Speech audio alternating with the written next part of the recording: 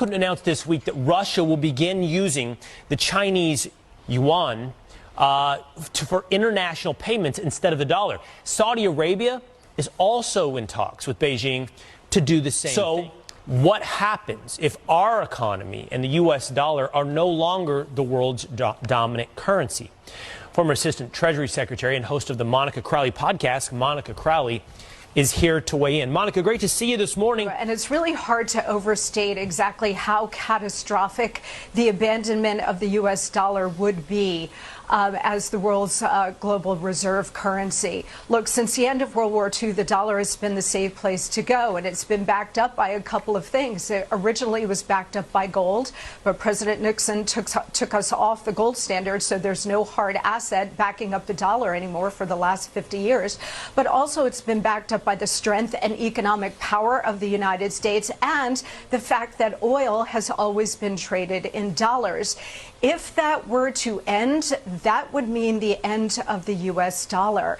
Look, there's a perfect storm happening right now, Will.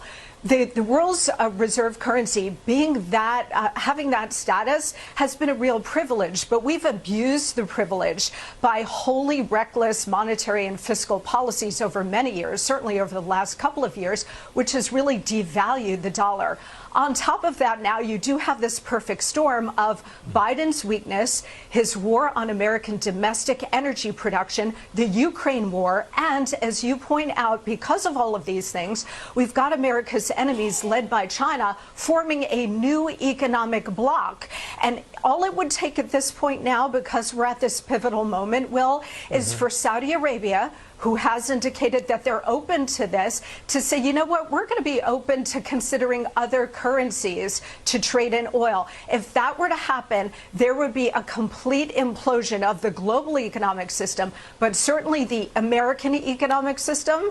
And if that were to happen, you'd be looking at sky-high inflation, just raging Weimar Republic kind of inflation. If you think inflation is bad now, just wait.